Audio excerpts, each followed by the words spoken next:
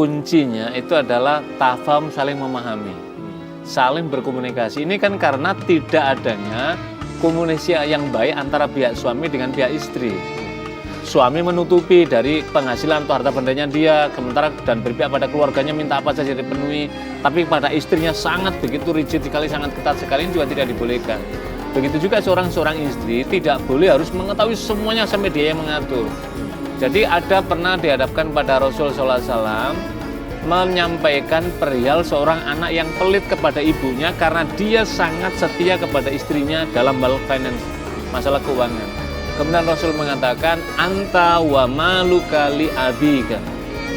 Engkau dan harta bendamu itu adalah milik orang tuamu. Apa maknanya? Ketika seorang perempuan memiliki seorang suami, maka suami ini ada kewajiban apa?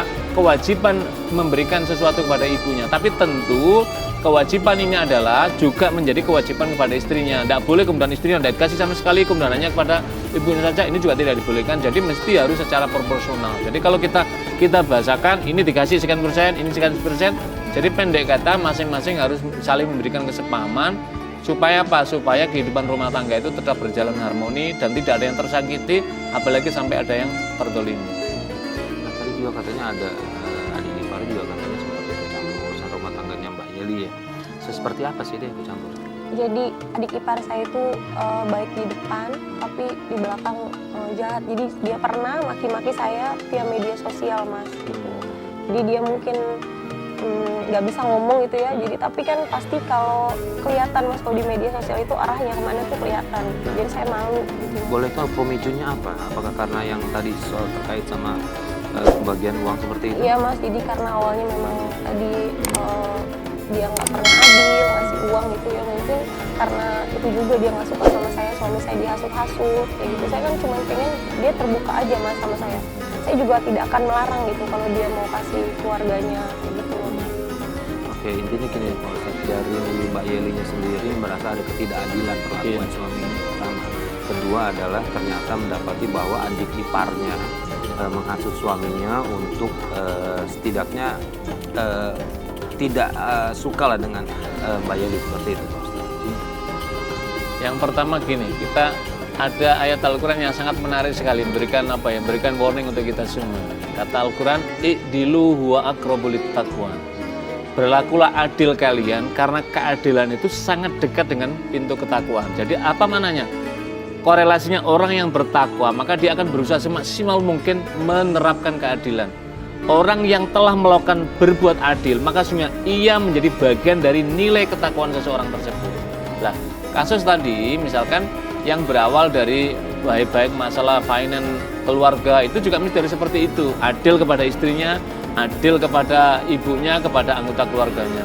Dan ada satu hal, Mas Farid, yang tadi kalau kita lihat cerita dari Mbak Yesi, adiknya atau saudaranya dari suami suka memaki, saya kira tidak sepantasnya, tidak sepatutnya. Begitu juga seorang suami tidak boleh memaki pada istrinya. Kita harus ingat, istri itu adalah bagian dari belahan kehidupan kita, tulang rusuk kita. Maka kita harus memuliakan, kita harus menghormatinya. Maka tidak boleh ada yang mencaci maki. Ketika kita mencaci maki istri kita, itu sebenarnya kita sudah mencaci maki pada diri kita sendiri. Apalagi tadi saudaranya sampai mencaci maki kepada istri daripada saudaranya, ini kan tidak patut sekali. Dan inilah perangai-perangai yang sangat dicela oleh agama. Kalau kita buka di dalam surat An-Nur itu kan masing-masing dijelaskan. Relasi kepada saudara, kepada suami, pada ibu, pada ponakan, wal akrobin sampai pada kerabat yang terdekat maupun terjauh pun semuanya itu ada dijelaskan norma-norma dan etika dalam bangunan rumah tangga. Mbak Yeli tadi katanya juga suami berlaku kasar. Kasarnya dalam ucapan atau juga dengan menggunakan fisik? Jadi ucapan itu udah pasti, Mas. Tapi dia pernah pukul saya karena saya cuma minta uang 10.000 waktu itu.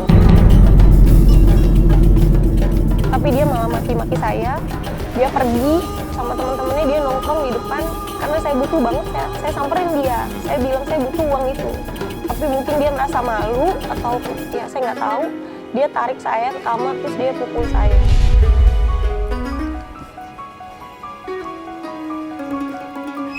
Mas, aku boleh minta uang tambahan nggak? 10.000 buat beli sayur.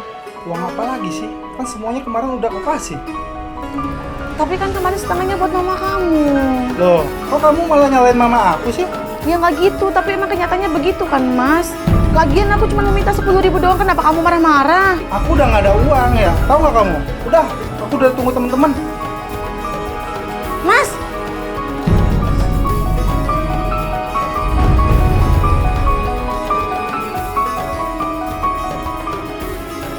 Mas, Mas, mana uangnya Mas? Aku kan mau masak.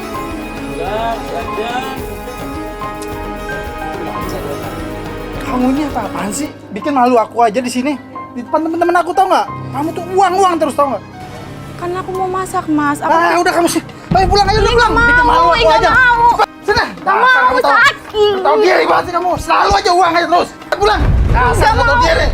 Selalu aja uang aja terus. Cepat. lepasin. Pulang sini. Pulang.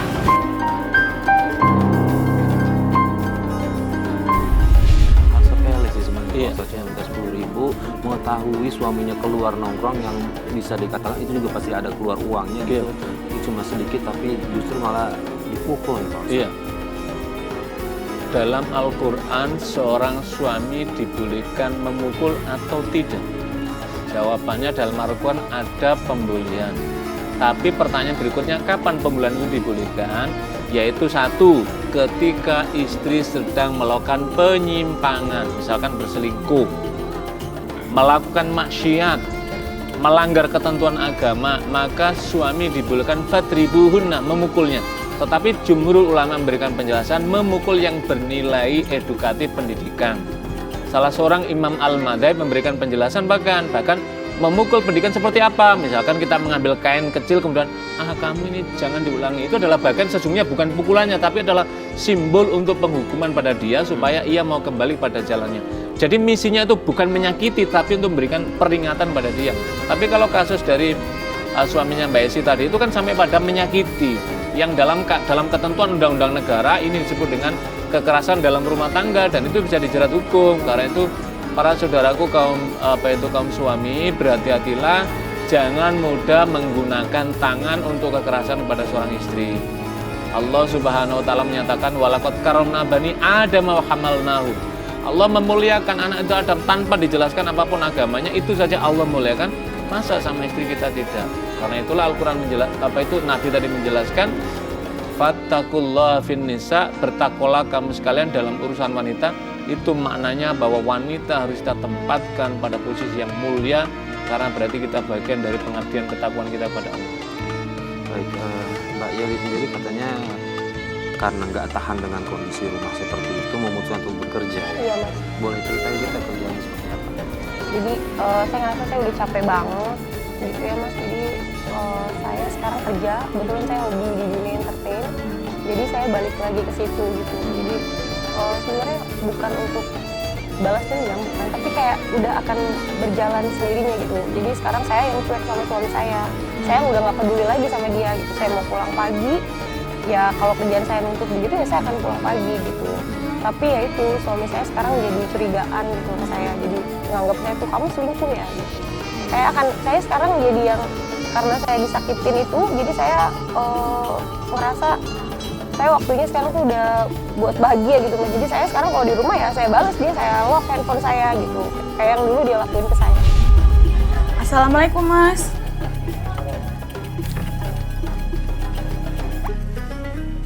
Dari mana kamu jam segini baru pulang?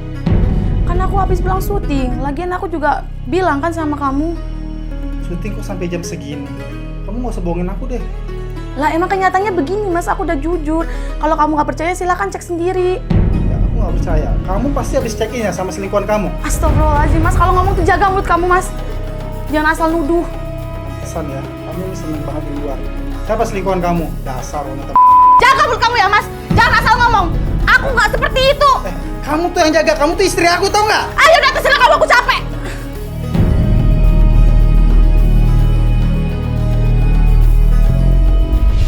Nah, Mbak Yeli sendiri masih ada rasa sayang nggak sih sama kamu? Saya sekarang cuma bertahan karena anak aja. Bertahan karena anak, artinya hampa di sungai gotong gitu ya. Oke, nah Pak Ustadz, apa yang dilakukan Mbak Yeli adalah melakukan hal yang sama nih Pak Ustadz. Kalau kita memahami praktek ini kan namanya kalau istilahnya kan balas dendam. Padahal sesungguhnya balas dendam itu sesuatu yang sangat dimurkai oleh Allah. Kenapa? Karena akan menimbulkan permusuhan. Kalau sudah menimbulkan permusuhan, maka berarti pasti ada pihak yang mendolimi dan yang terdolimi. Itulah yang sesungguhnya kenapa tidak dibolehkan. Ada untaian kalimat yang sangat indah sekali di dalam surat An-Nahl ayat 126. Fa in aqabtum bimisli ma uqibtum bi. Dan jika kamu disakiti, fa'aqibu bimisli ma uqibtum bi. Maka balaslah rasa sakit yang disakiti tadi itu yang seimbang. Kalau kita pahami sampai ayat ini, wah berarti boleh itu mendam malah situ. Tapi ayat Al-Quran berikutnya itu memberikan apa ya? Memberikan apa itu gambaran yang baik pada kita. Wala in sabartum lawa khairul sabirin. Dan jika kamu berlaku sabar, maka itulah jalan kesabaran, itulah yang terbaik. Maksudnya apa? Sabar untuk tidak membalas perangnya